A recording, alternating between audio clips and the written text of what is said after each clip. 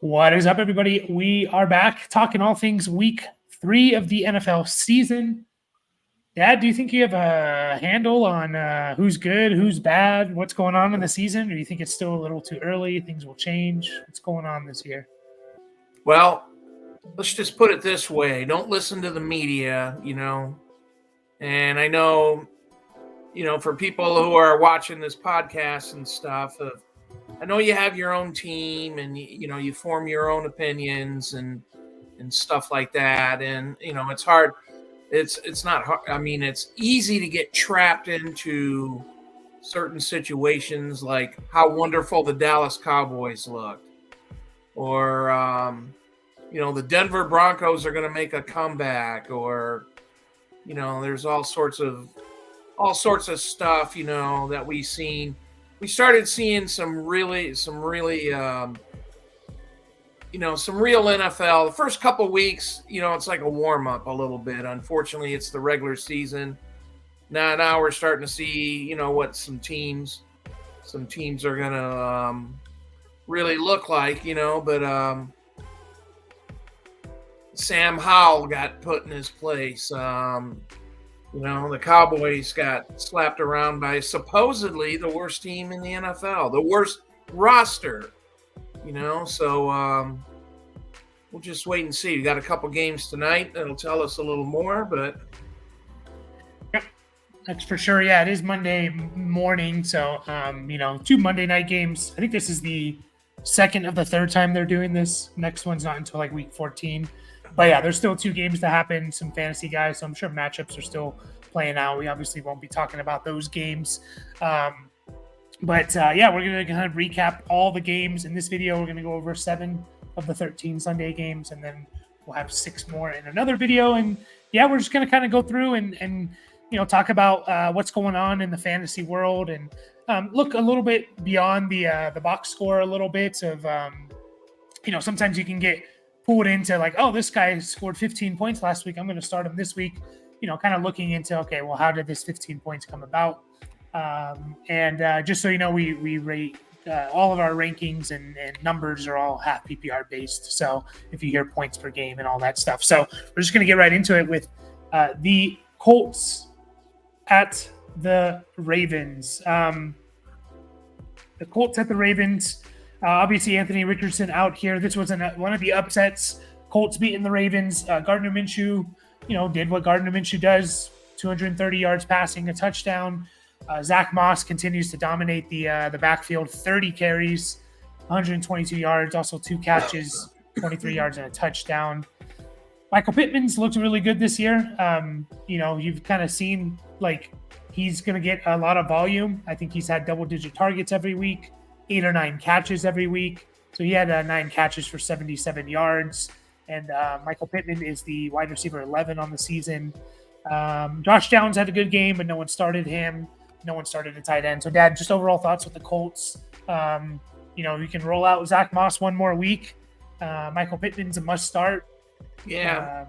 30 carries for Zach Moss. I mean, that's old school NFL right there, like, my God, if guys get 20 carries, people come unglued nowadays and stuff like that. So, you knew something was up with the Colts when they got rid of, who was it, Deion Jackson? Yep. So, Zach Moss, continue rolling with him. It seems like Pittman is the real deal, especially when Gardner Minshew, can probably get the ball to him a little better than Anthony Richardson right now. We probably know that's going to change. Josh Downs, he's a rookie, so he got a little action, but they took care of business. I guess there was near the end of the game there was a possible pass interference penalty, but that was not called. That helped determine the outcome of the game. But who cares? We don't look at that stuff. All you look is W's and L's. Yep, you shouldn't. In the end, you're in that position to let that call affect you, kind of, right? So, you mentioned it with Michael Pittman. Gardner Minshew maybe is better for him. just as a pure passer, but also his best game so far has been week 1 with Anthony Richardson. So, but he's had 11 targets, 12 targets, 11 targets, 8 catches, 9 catches. Like I said, he's wide receiver 11 on the year, and that's with 1 touchdown. So I always like to see, where are these guys? How are these guys doing without heavy touchdown influence? And he's a top 12 receiver without any touchdowns. So yeah, you're super excited if you drafted him. But yeah, and not much to talk about with the Colts. Like, you're firing up Zach Moss, Anthony Richardson when he comes back. It's all, but and Michael Pittman, and that's kind of it with these guys. You don't want to start any of these other receivers at all, I would say. On the Ravens side, it just doesn't seem like their offense is really clicking. I don't know if you feel the same way, Dad. It just doesn't feel like the passing game. Lamar Jackson had a good game, but that's because he had 100 yards rushing and 2 touchdowns. Didn't come through the air. I don't know. I kind of expected this team to look different offensively, and it just hasn't. It's just not there yet. Maybe it takes a few weeks. New coordinator, learning the new offense. Yeah, they made a bunch of hype about the new offensive coordinator. He came from the University of Georgia, and we know what they did. They won the national championship, but I guess he had a stint in the NFL before as an offensive coordinator on a team and got fired. So who knows? Mm-hmm. Who knows what's going to happen? I guess we expected more out of the Ravens. They got good players, man. Good wide receivers, good tight end. I know they took a hit in the running game, but we'll see if they figure it out. Yeah. With, Dobbins getting hurt, yeah. Yeah, definitely. Because, again, Lamar Jackson had a great game. He was QB3 on the week. He's QB6 overall. Like, you're fine with Lamar Jackson. But the problem is when he's only passing it for 200 yards and no touchdowns, is no one else is really relevant on this team. And that's kind of what you saw. The running back situation, Gus Edwards had 11 carries. Melvin Gordon had 10 carries. I was kind of worried about this. People were super excited about Gus Edwards when Justice Hill was ruled out. And I was kind of thinking, I think they just might use, Melvin Gordon or Kenyon Drake, and kind of split carries again. And that's basically what they did. 32 snaps for Gus Edwards, 29 for Melvin Gordon, 11 for Kenyon Drake. So you kind of a little bit of a 3-headed monster there. So I just kind of, avoid those guys. Zay Flowers is the only wide receiver really doing anything on a consistent basis. But again, when your quarterback only throws for 200 yards, it's a little tough. He did have 8 catches, but only 48 yards, a carry for 2 yards. He's a good player. They want to get the ball in his hands. You can definitely keep firing him up, I think. And he's right now, he's the wide receiver 3. And maybe until this passing game takes another step, that's kind of what you get. And then Mark Andrews, 4 for 5, 4 catches, 5 targets, 35 yards. Not exciting stuff there, but still probably just checking now. Okay, yeah. I was going to say, how did he finish in the tight end landscape? Not great. He is tight end 10 on the year. That's even with missing a game. So I think this offense will get it going. I don't know if you feel the same way, Dad. I think they will get it going overall, though. Yeah, I would tend to think there's too many good players there. The Colts were never a bad defensive team, so I mean, obviously, they showed up, and everybody talks about tanking for draft picks and losing, but these players are going to get out there and they're going to try and kick some ass. So, yeah, 100%. Something I just did read that I guess Gus Edwards got hurt in the fourth quarter, potentially a concussion. So maybe that's what's led to my Melvin Gordon kind of. It looks like it was a bigger split in Gus Edwards' favor until he did get hurt. So, but he hasn't caught a pass since 2020. So, keep that in mind. Yeah, jeez. Yeah, he needs touchdowns to be relevant. So, don't freak out about Andrews. And then Zay Flowers, he's a wide receiver 3 at this point. But yeah, moving on to the next game, the Titans at the Browns. Man, the Titans look terrible. Jeez, it makes you think. I'm a Chargers fan. I don't know about you anymore, Dad. But anyways, the Titans look great against the only team they've looked good against, Tannehill, that is the Chargers, which kind of is telling about the Chargers. But geez, Ryan Tannehill, 104 yards passing. Derrick Henry had 11 carries for 20 yards. Tajay Spears outsnapped him, but this game was a little bit of a blow. It was basically a blowout. As you would expect, none of the pass catchers did anything. Browns defense is legit, but go ahead. Yeah, I was going to say that Browns defense must be legit. A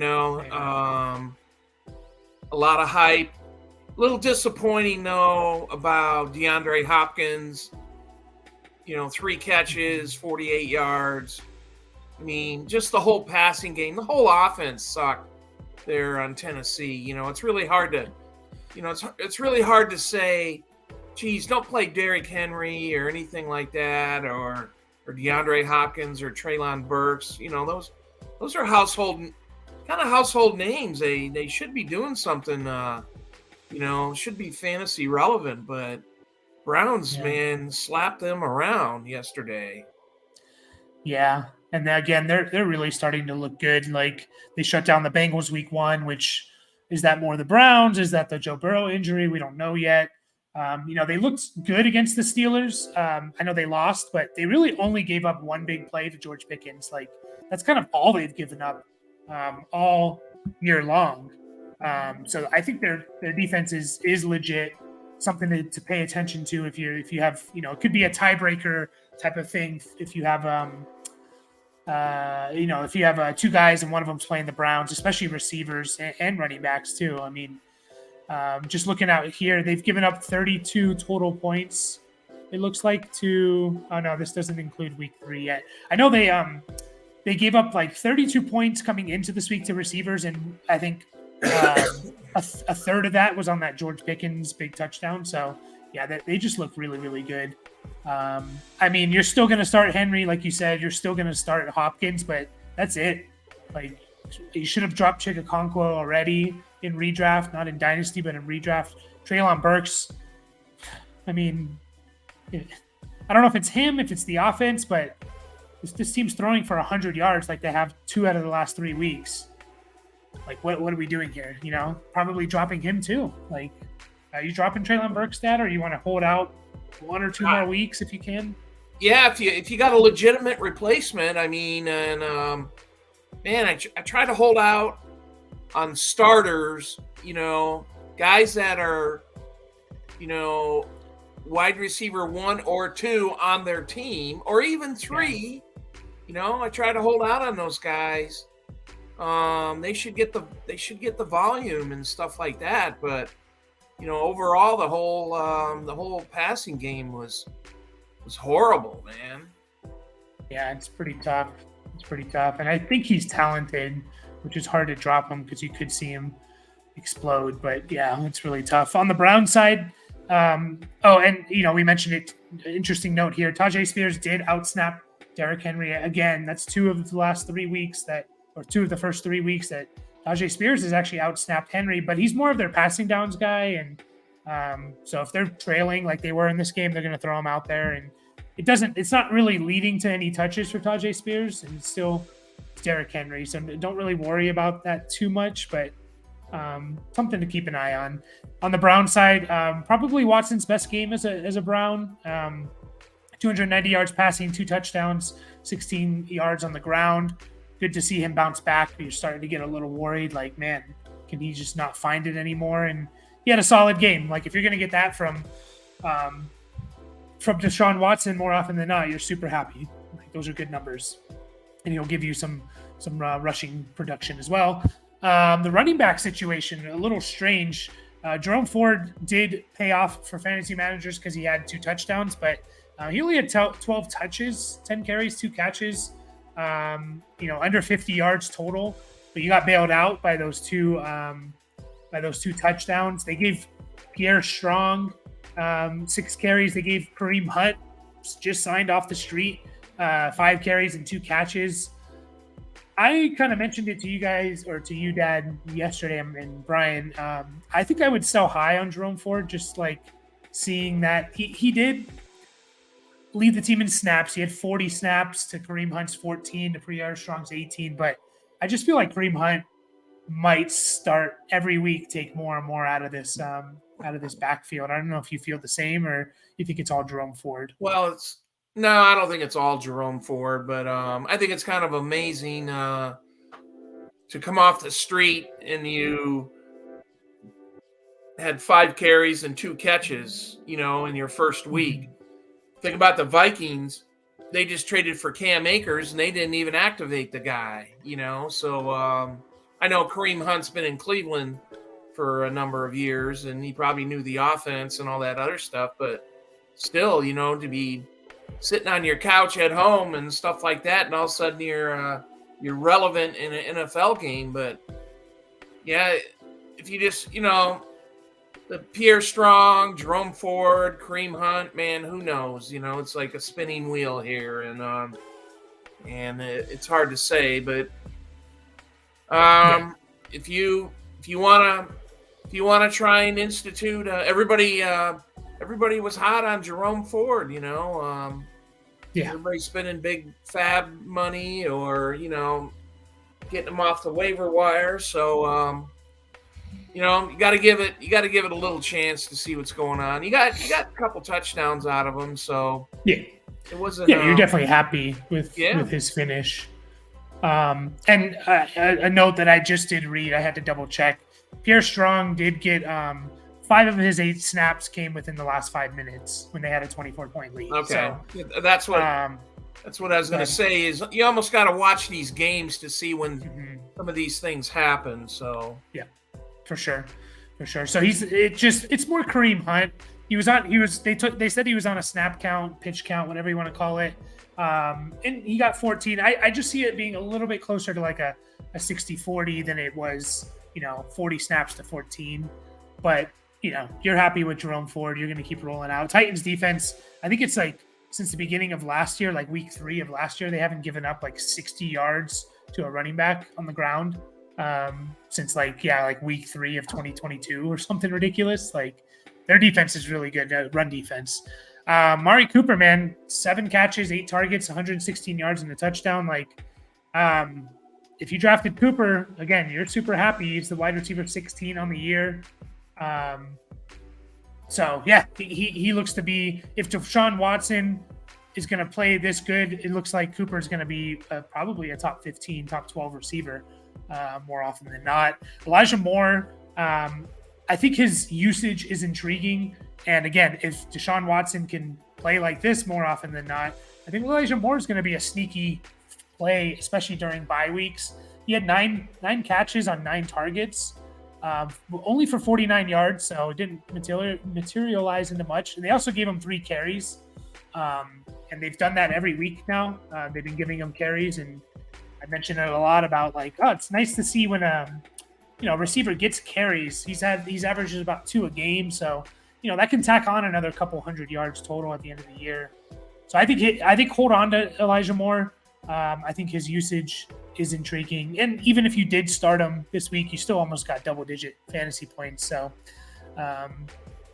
what about Njoku, Dad? Are you just dropping him? He had 4 catches on 4 targets, but 20 yards. I'll tell you, on the season, his numbers, they're not good. I'll say that. He has 92 total yards and 10 catches in 3 games. Are you just moving on from him, or are you just kind of tight end sucks? No, well, you got to have a legitimate replacement. I mean, if you got Sam Laporta or something like that, say there's your legitimate replacement. Or, we talked a lot about before the beginning of the season, what a standard tight end fantasy looks like, it, except for the 3 or 4 upper tier tight ends. And we said it was 50 catches, 500 yards approximately. Yeah. So, and I don't know if he's on pace for that or he needs to step it up or something, but again, he's going to be playing, he's going to be taking the snaps for Cleveland and stuff like that. if he's on your fantasy team, bless you. Yeah. That's all I can say. No, you're right about that. He's had over 70% snap percentage and over 85% in week 2. So he is going to be out there, and basically that's like half the battle. If you're out there 75, 80% of the time, it's almost impossible to not be fantasy relevant. And he's a talented guy. So yeah, I mean, if Sam Laporta, like you said, if Sam Laporta is out there, you're dropping. What about like a Donald Parham, Dad? Like, he had 2 touchdowns last week. He's had almost double-digit points 2 of the first 3 weeks. He's tight end 6 on the year. Would you start Parham over or drop Njoku for Parham, or you're not going to chase that? Well, I'd see if I could add him before I would drop Njoku and stuff like that. So, I mean, that's the way I would work. And then, I don't know, then see how it rolls for a few more weeks or something. And but Parham has only caught 6 passes, but 3 of them are for touchdowns. So so I don't know. Careful chasing that. Yes, essentially. But yeah, we'll move on to the Falcons. That's the Lions. Man, Desmond Ridder is just not good. He's just not a good player. Like 200 yards passing. Go ahead. Yeah, he needs the running game. There's a few quarterbacks that they need the combination of a running game, to help protect them and stuff like that. And Detroit defensively pretty much dominated the Falcons, and they shut down their running game, and then it was like opening the dog pen, the pass rush for the Lions. I think there was at least a half a dozen, at least 6 or 7 sacks. They were in his face all day long, Desmond Ridder, and he didn't have time to do anything. So, and it shows in the stats.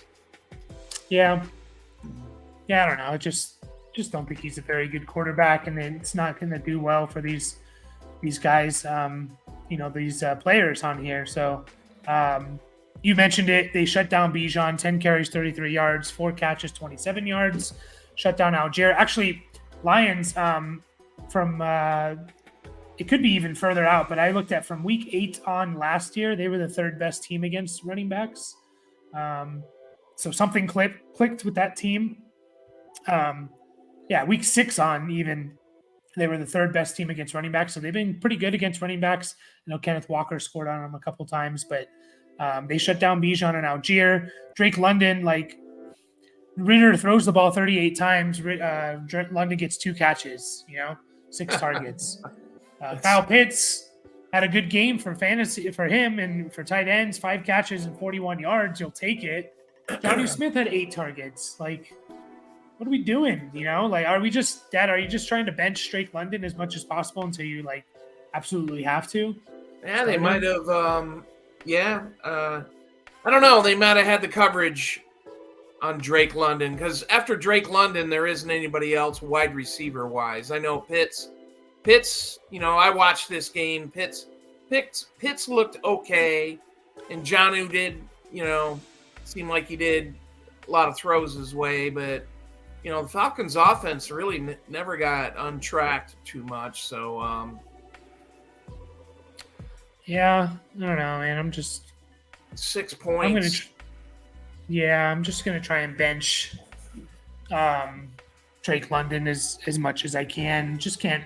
Yeah, you'll get those weeks where his ceiling. We were all excited for week 2, 6 catches, 67 yards, and a touchdown. You were excited for that. That's his ceiling right now. And you see his floor, 6 points, 0 points in week 1. It's just not good. It's really, really not good. And Pitts for tight end standards, he was fine. He was probably a top 12 to 15 tight end. But it's just he's still in I think top 10 in receiving yards. Which is amazing to say, but it's just keep throwing them out there, I guess, and you hope you get this. This is kind of what you hope you get. at this point. But freaking Jonnu Smith getting 8 targets is not great for Pitts or London. So, but on the Lions side, Goff did Goff things, almost 250 yards, 2 total touchdowns. It's kind of what you expect out of Jared Goff. Jahmyr Gibbs had 17 carries, 80 yards, only 1 catch, was a little disappointing. Kind of want him to use him more as like a pass catcher and not get 17 carries. Like that's personally how I want to see him with like 10 carries and 7 catches, like he was when maybe with Montgomery out. That's part of the reason why. I think I kind of thought, he's not lining up on the outside the past couple games. So like he did, week 1 and stuff like that. So I think while Montgomery is out, and hopefully he'll be back for Thursday night's game, but Gibbs, he looked average a little bit. The Falcons were playing good defense. Then in the fourth quarter, he started breaking free a little bit and stuff like that. So that's what running games do. Sometimes you got to wear out the other team. You got to lean on them and stuff like that. So that's what it looked like. And I think it's important for the future of Gibbs. Like we want to see him. I think this year, especially when Montgomery's there, we're expecting him to be more of a pass catcher than anything.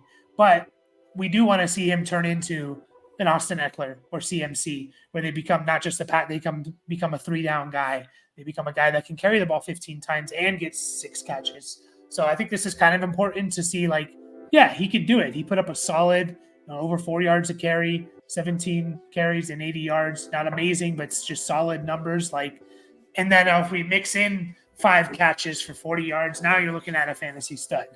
So. Is it going to happen this year? I don't know, but maybe for the future of Gibbs, it's good to see. The receivers only really Amon-Ra St. Brown just is really damn good. 9 catches, 100 yards again. Not much to say about him. He's good. Sam Laporta is looking awesome. He's looking like maybe the second option on this team. 8 catches. I know you had kind of a big busted play, which you're not going to get. You're lucky to get 2 of those, 1 or 2 of those a year. So keep that in mind. But it's the usage more than just that busted play. They're using him. They're targeting him. They trust 8 catches. Him. Yeah, they trust him. Yep. And he's potentially breaking the narrative of like, no, rookie tight ends don't do anything. He's tight end 2 on the year. Right. Yeah. So, and he's gotten the usage. And today it turned into yesterday's game turned into a big game. So, what happened to Josh Reynolds, man? I started him in like 3 leagues thinking like, all right, here we go. Here comes a safe floor of 4 or 5 catches, 70, 80 yards. And it's hard to say. It's like, nobody did anything wrong, or, Goff wasn't wrong and Reynolds wasn't wrong, or, it just didn't. Khalif Raymond caught a few passes, and it was Laporta and St. Brown most of the time, so. I know he was hurt. He had like a groin issue all week, but he had a full participant. He was out there. He had plenty of playing time, but he just wasn't targeted. I was just super, super disappointed in that. But I think still hold on to him. I think he's still a good player that will give you a safe floor more often than not. Laporta has the most catches through the first 3 weeks for a rookie tight end since PFF's been charting plays, so 15 years or so. So great to see. You should roll Laporta if he's still out there on the waiver wire. You should. I would drop Kyle Pitts for Sam Laporta, like no question. Oh, absolutely. Yeah. Saints and the Packers are up next. Let's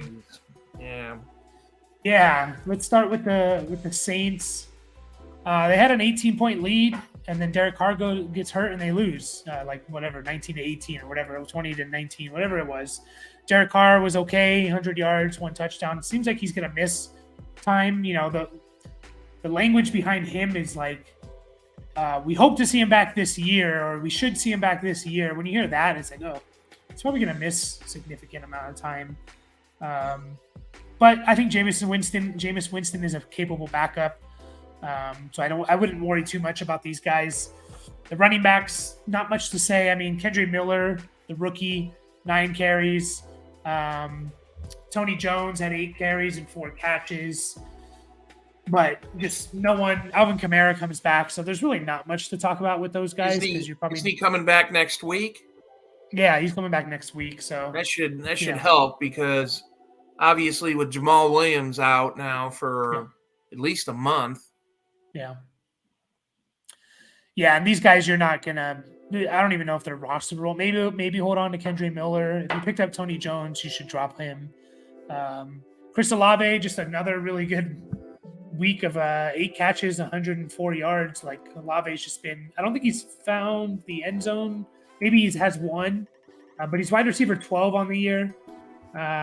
He's put up, I think, 3 straight 100-yard games, if I remember correctly, or definitely 2 back-to-back. So, 2 out of the 3 100-yard games, but he's another one. Doesn't have a touchdown, and he's wide receiver 12. Like, that's impressive stuff.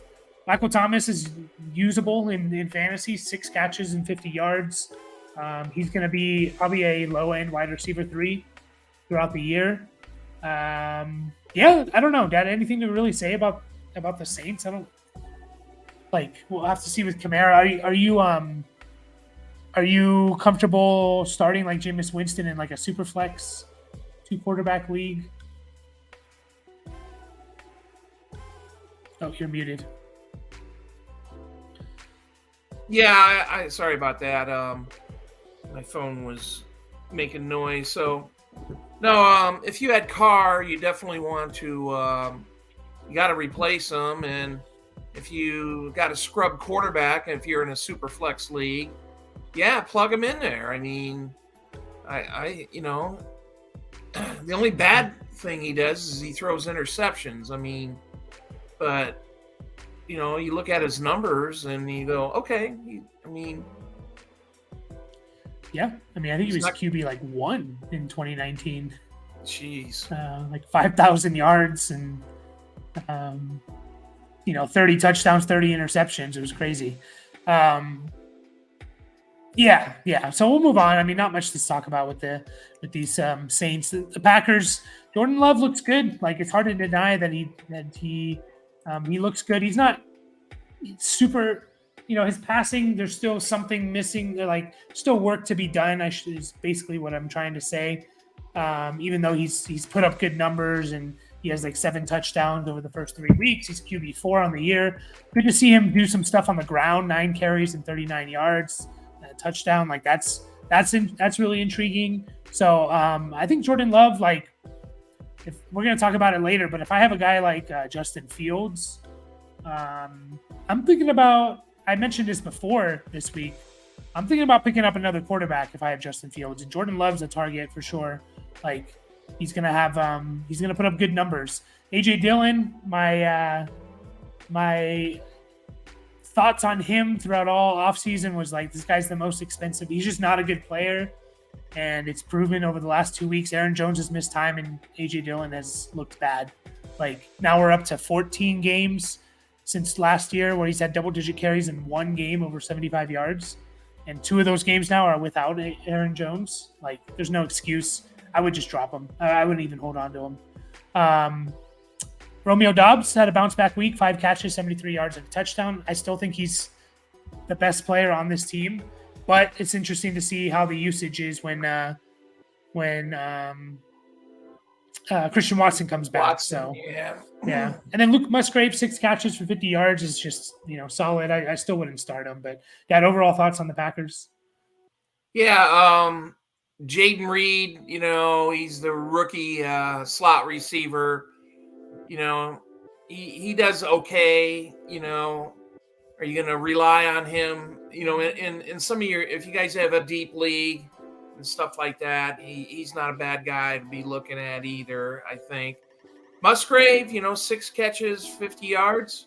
There we go. Look at the tight end. The 50 catch, 500 yard mark. He's probably headed for there. So here's another rookie tight end. He looks pretty good. I mean, Mhm. I'm not going to ignore him. Yeah, and the biggest reason why is, again, he's out there like all the time. He played 68 snaps, and Jordan Love had 79. So that's 85, 90% of the snaps he's out there. Like, you're just going. Cole Kmet is one of those guys. Like, Cole Kmet's not this amazing talent. He's a good tight end, can block well, and he's out there all the time. And because of that, he becomes a top 8 tight end because you're gonna get 5 for 50, like you said, 50, 60 catches and 600 yards. Like, you're going to get that because you're out there all the time. So yeah, he's a guy that you could potentially start up during bye weeks and stream and stuff like that. But yeah, awesome to see Romeo Doubs. This was kind of the first game where he was healthy enough to basically play all the snaps. He was limited in week 1, had a boost in week 2, and then this week he played almost over 85% of the snaps. And we saw what it turned into, double-digit targets. And I think he could be the best receiver on this team. I like Christian Watson has his role and is a good player, but I think Romeo Doubs can just be a solid 6-7 catch guy every week. So are we picking up Jaden Reed? Or are we just monitoring the situation, in a standard 12-team league? He had a couple touchdowns, I think, last week. So, I mean, this week, it's just something to watch, I guess, and see how he fits in. And yeah, it was the perfect case of maybe trying to chase last week's production. I saw a lot of people thinking about starting him, and I'm just kind of like, it just feels like the classic case of he did well last week, I'm going to start him this week, and then he disappoints, because it came on 2 touchdowns mostly. So yeah, something to monitor. Rookie receiver, they tend to come on middle of the season, so just pay attention to them, monitor it. But I probably wouldn't be picking them up yet. But yeah, we're on to the Texans and Jacksonville. There's probably a lot of games if you play those Survivor pick'em leagues where if you lose, you're out. You probably lost a lot of people with the Colts winning, the Cardinals winning, and the Texans winning. I'm sure a lot of people got eliminated this week. CJ Stroud looks like the real deal. 280 yards, 2 touchdowns. He's putting up great numbers. And they're going to be trailing a lot because their team isn't necessarily that good. So he's just going to put up – he's becoming into getting into the streaming category of he looks like the real deal. Dameon Pierce, you got bailed out because he got that touchdown. But, man, I would sell high on Dameon Pierce right now. If you can somehow hey, look, Dameon Pierce had 13.5 points. He's back. It's still not there. Devin Singletary had 9 carries. I don't know. It's just, I know it was a lot of it was in garbage time for Singletary, and it just still seems a little bit more like a 2 or 3 headed monster there. And that offensive line's really bad. I don't know. What do you think about Dameon Pierce, Dad? Are you just gonna kind of fire him up and hopefully he gets you this touchdown more often than not? Yeah, I'm not. So at the beginning of the year, the Texans' offensive line was supposed to be their one of their strong points. So I don't know what happened. I just heard some talking during one of the games that there was a bunch of guys out on the offensive line. I mean, they had 2 solid tackles, 1 guard that was really good. And I don't know if they're playing or anything else, but a good running back should be able to overcome some of that. I mean, yeah, Dameon Pierce. We're still waiting. We're almost, a year and a quarter into it, and we're still waiting for something to happen. So yeah, I don't know what it's going to take. Is it him? He doesn't look like a bad back or anything like that. It's not happening. Is it the Texans? Is it Pierce? Is it the offensive line? Whatever. Yeah, I will say this: I wouldn't sell low on him. Like, don't just bail out now. If you can get something good for him, then yeah. But it's tough. Like, I think we were all kind of led to believe in the preseason, like, oh, they're going to use him for everything. They didn't use him like in the first. They didn't really use him in the preseason, and then when they did use him, it was like all him and no one else. And they were like, yeah, here we go. And then it's a three-headed monster the first 3 weeks. Like, it's like, man, you just kind of like fooled us, basically. But you're still gonna be starting him because you drafted him as like your second RB. And again, you got lucky with the tight end. Tank Dell, we talked about him all the way back in March. Like, we really liked him. The only concern was like, man, the guy's tiny, right? It wasn't his route running. It wasn't his ability to catch the ball. It wasn't his speed. It was, he's small. And I kind of said this with Bryce Young, and I think, you agreed with Tank Dell. It's just like, the only thing is like the size, I'm gonna bet on that kind of talent, because it's like, if that's the only thing that's the concern, I'll bet on it, because I think he can overcome it. And he's looking good. 5 catches, 145 yards, and a touchdown. I dropped him in our one of our leagues after week 1 for Puka Nacua, but still, it would have been nice to have both of them and not have dropped them. But yeah, he's tight end, or he's wide receiver 8 on the year. Back-to-back 15-plus point games, over 20 points in this game. Yeah, is he a starter from now on? Oh yeah, why not? I mean, you've had 2 weeks of pretty good production, so yeah. Why shouldn't you start him? And I mean, I know week 1, he was off a little bit, and then the coach said, "No, we need to get him involved," and all this other stuff, and they did. They actually did. Sometimes that's just lip service, but Tank Dell, one of those catches was for 68 yards in the fourth quarter, for a touchdown. So, but it doesn't matter, it's still a big play.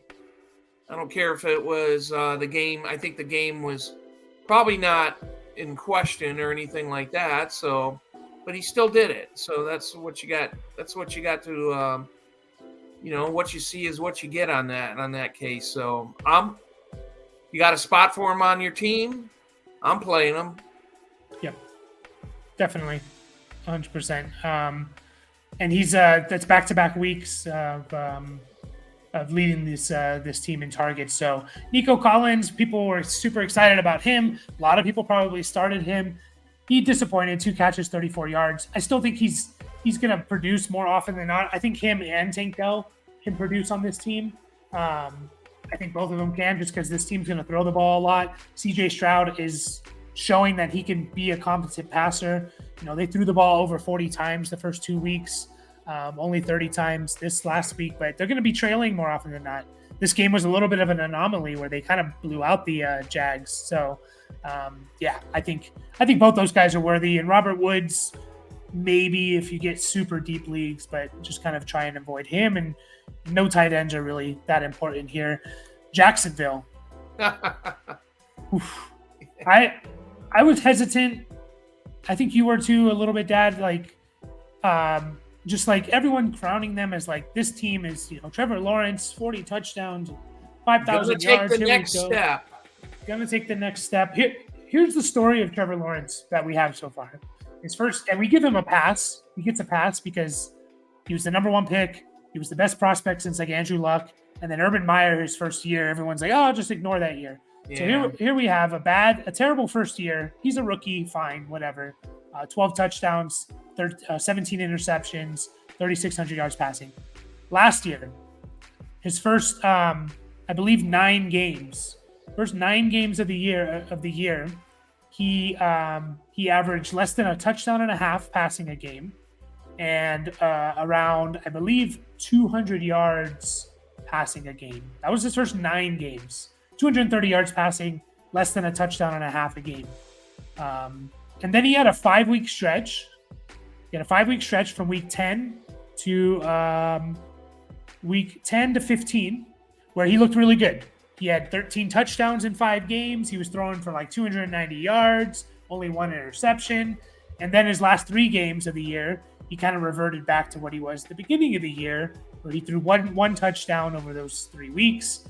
And it looks like only 600 yards. Yeah. And now we're into year 3. And what has Trevor Lawrence done the first 3 weeks? Well, he's averaging about 200. It looks like about 220 yards passing, 230 yards passing, and a touchdown a game. Are you starting to worry about, is Trevor Lawrence just never going to take that step to elite quarterback? He'll be a solid, quarterback, 28, 30 touchdowns type of guy. What do you think of that? Or is it still too early? No, it's not. I mean, we should start seeing some a next step. The coach is in place for the second year. The team won a playoff game, made it to the playoffs. We got to give them credit. We should start seeing the wide receiver core is there. The tight ends are there. Decent running back. So what the hell's the problem? Who knows? Yeah. Be an interesting game to watch to see how this fell apart, and stuff like that. But I mean, we're 3 years in now, or 2 years and 3 weeks in, and we've seen a 5-game stretch where he's looked like a legit elite quarterback, and that's it.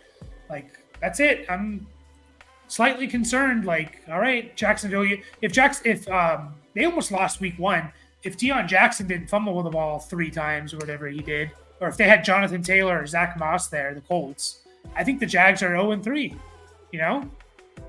So, and 2 of those games are against your division opponents in a division that you were supposed to dominate, right? By the way, yeah, Joshua Dobbs is ranked higher than Trevor Lawrence for fantasy points this year. So far, Yep. Yeah.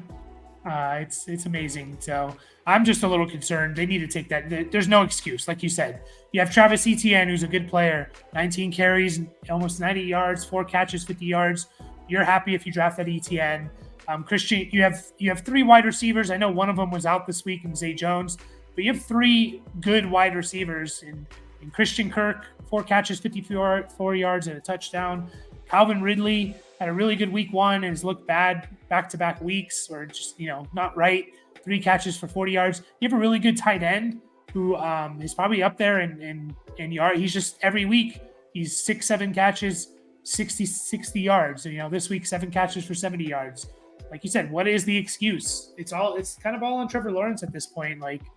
If we want these guys to turn into if we want Calvin Ridley to be a top 12 guy, and we want Evan Ingram to be a difference maker, and we want Christian Kirk and Zay Jones to be top 36 guys, he needs to take that next step for sure. But that being said, you're kind of firing up all these guys, especially if Zay Jones keeps missing time for Christian Kirk. So, but yeah, we'll move on. 2 more games here in this video. Broncos at the Dolphins. We'll start with the Broncos. Russell Wilson. Yeah, Russell Wilson had 300 yards and a touchdown. He's been fine for fantasy, actually, if you have him as your quarterback. He's quarterback 8 on the year. Whether or not he's been a good real-life quarterback, we don't know, but for fantasy, he's been good. What do we do with the backfield? Are we continuing to start Javonte Williams, or are you starting to try to bench him now, Dad?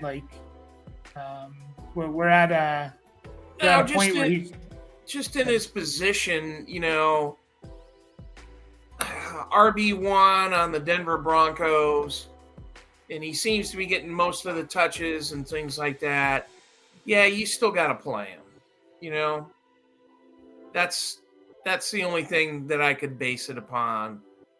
And geez, I know you probably, I'm not saying people have drafted him high, but hit whatever you have on your backup. If you can sit him down, you have somebody else you want to put in there, then do it.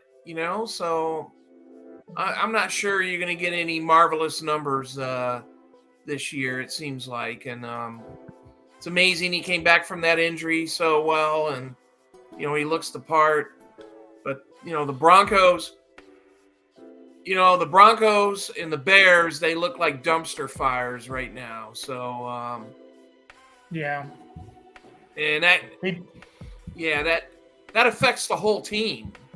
Yeah. So, but teams come back. Come back. We got a Super Bowl winning coach there in Denver, so he's going to get those guys ready to play, and we'll see what happens. And just concerned with Javonte, like, are they going to increase his snap percentage? Like, he's under 50% the first 3 weeks. Is that because he's coming back from the injury? Or what is it? Hasn't had more than 13 carries in a game. I hope they move on. And, Samaje Perine, you can cut. He's not what we thought he was going to be. So you can cut him. So I just, what's that?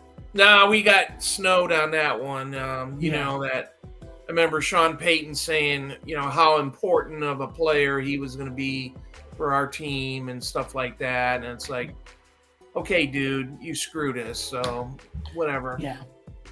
But yeah, you really needed to you need Javonte to get more touches. Like, it's just not happening as of now. So the receivers, Cortland Sutton seems to be the number one receiver for this team. Actually, they apparently Sean Payton, he likes to script his first quarter. Like, he runs on a very scripted, doesn't really change. This is what we're going to run the first quarter. And I think Cortland Sutton had most of the targets in that script. So he had a good game. He had 15 total points, 8 catches, 91 yards, and a touchdown. He had another touchdown called back. Jerry Jeudy was fine with 5 catches, 80 yards. But what do we do with Jeudy? That this is you mentioned it. This is year 3 now, where we're expecting him to be a stud, and he just hasn't been. Yeah, we started to get worried. Just move on or something like that, I guess. So, I mean, you're not cutting him, but no, you're not cutting him, and it'd be crazy. But your expectations, we talked about this quite a bit in other videos. It's like 3 or 4 years we've waited for these Denver wide receivers for somebody to do something. Okay, and it hasn't happened up to this point. And it hasn't happened this year. I mean, the numbers are okay, but let's face it, it's not going to be, we're not talking about Jamar Chase and Devontae Smith and AJ Brown and Tyreek Hill and those type of guys. So, yeah, it's unfortunate, and hopefully he can turn it around, but. You're still starting him. He didn't have a terrible week. Marvin Mims, 3 catches, 73 yards. He returned, I believe, a punt or a kick to the house. They need to get him more playing time. He looks good. He sparked him last week. A couple big catches last week, a couple big catches this week, and that return touchdown. That guy looks good. And I would think about picking him up. Again, rookie receiver. They come on late, middle of the year. I would think about add him to your team. And But beyond that, not much to talk about with the Broncos. The Dolphins, man, wow. Tua, 300 yards and 4 touchdowns. He's looking awesome, he's looking really damn good. Quarterback 3 on the year. If I told you Raheem Mostert had 4 touchdowns and wasn't the number 1 running back on his team, you would think I was crazy. He had 140 total yards with 7 catches and 4 touchdowns. Devon Achane, the rookie explosive guy, he was used. Mostert was used more as the pass catcher, and Achane was used more as on the ground guy. They both had catches and carries, but Achane had 230 total yards and 4 touchdowns. Are you adding him? Obviously adding him, but are you starting him next week, Dad? Devon Achane? No, probably not. But we're gonna have bye weeks coming up, and if he's on my roster, he's gonna get put in at some point. I think he was injured in the preseason a little bit, and we knew he was kind of a special guy. let's face it, Mostert, he's not a spring chicken. He's had a good year this year. He's known to be injured. I think he played last year most of the year, and he's getting a lot of carries. So we know Jeff Wilson will be coming back. So there's going to be some things in the backfield that are going to change and stuff like that. But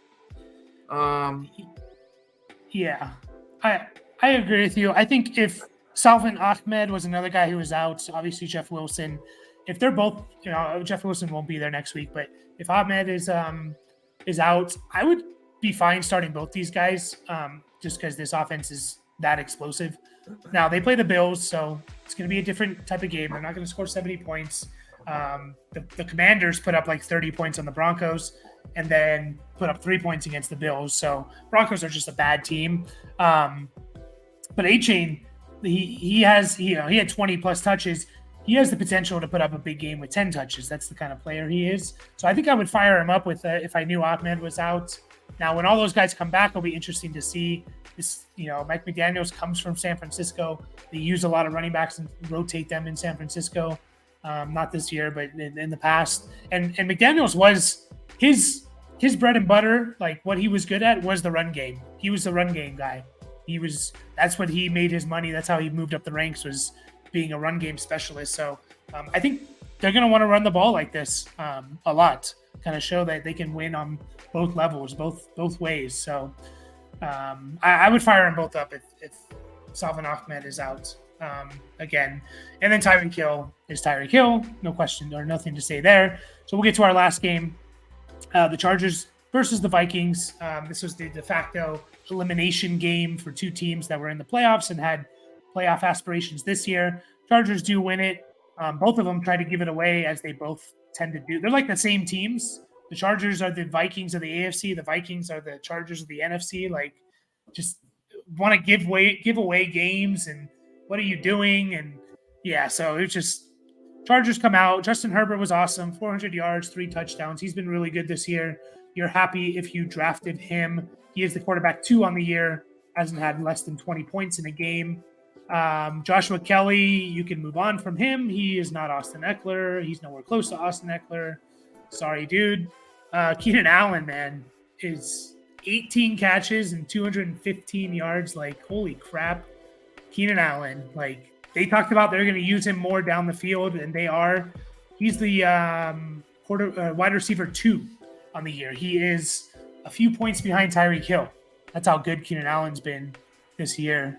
Mike Williams had a great game, 7 catches, 121 yards, and a touchdown, but he's out for the year because he tore his ACL. Yeah, I got a text while we were talking that he's out for the year. So yeah, that sucks because he's a good player. I know people have a love-hate relationship with him because he's a little boom bust, but this is what he can do. And on this offense, he was going to do this a lot. It hurts. I have him on a team, and I've lost Montgomery, and now Mike Williams. It hurts. Yeah, really that hurts. does. That's Dad. If Quentin Johnston and Joshua Palmer are out there on the waivers, who are you prioritizing? Palmer. Palmer had a pretty good year last year. I think he caught about 60 passes and stuff like that. So, yeah. I think it's his 3rd year. Quentin Johnson now, he's a rookie. He could hit his stride, but he hasn't kind of, he was drafted before Zay Flowers. And so, I mean, there's some pretty high expectations there. Big guy, runs fast. I wouldn't have a problem picking up Joshua Palmer. So, yeah, I would definitely try and get at least one of them. I think Quentin Johnson is rostered on most leagues, whereas Josh Palmer isn't. For the short term, I think Palmer is going to be the better player. I can see long term easily it being Quentin Johnston. People are giving him crap like, oh, he's not doing anything. It's like, well, they had Mike Williams and Keenan Allen like ahead of him. Like, he wasn't going to replace those guys, So this is why they got him, because last year they lost their receivers, and Josh Palmer, who's a nice player, is not a wide receiver 1. And so they drafted him for this reason, for one of these guys, in case they got hurt. So I do think it is a little weird. First round pick. They're going to have to use him eventually and bring him on, but definitely prioritize getting both of them because, even both of them could be good. All three of these guys could be good, or it could just be Keenan Allen being a monster. And then the tight ends, unfortunately, like you're moving on from Everett, who had a solid game, 6 catches and 30 yards. Again, tight end, that's fine. But they're not really using him as much. Like, I don't think any tight end is getting more than like 50% of the snap share. So just kind of avoid those guys. Donald Parham, he caught a couple touchdowns, but he's basically splitting snaps with Everett. So just kind of avoid both those guys. On the Viking side, Kirk Cousins, another good game. I think he's QB1 on the year.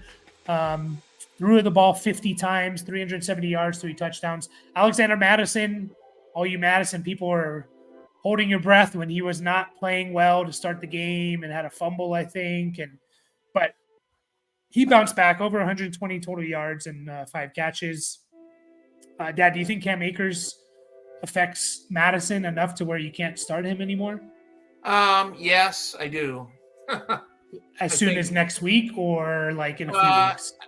Yeah, I would, you got to monitor if he's going to play. If Akers is going to play in the game next week, then I'd say, yeah, there's going to be an effect right there, right off the bat. So, yeah, I'm still starting Madison next week until you actually see it. But yeah, it is a little. I hope it doesn't. And he's familiar with, the head coach came from the Rams, so he's familiar with kind of the system as well. Justin Jefferson's awesome. TJ Hawkinson's awesome. He's the tight end 1 on the year. Jordan Addison is good. 6 catches, 52 yards. I've been kind of saying this until he kind of takes over as the number 2 receiver and is out there on like 80% of the snaps. You're going to get games like this where you kind of need that big touchdown. And he had the big touchdowns the first 2 weeks, but this is a week where he didn't, and you get 6 catches for 50 yards. So it doesn't kill you, doesn't win you leagues, has increased his snap percentage each of the first 3 weeks. So keep an eye on that. And I think that's it for this first video. We'll be back with 6 more, looking at starting with the Patriots and the Jets. Gross. But as always, like this video and subscribe, and we'll catch you guys next time.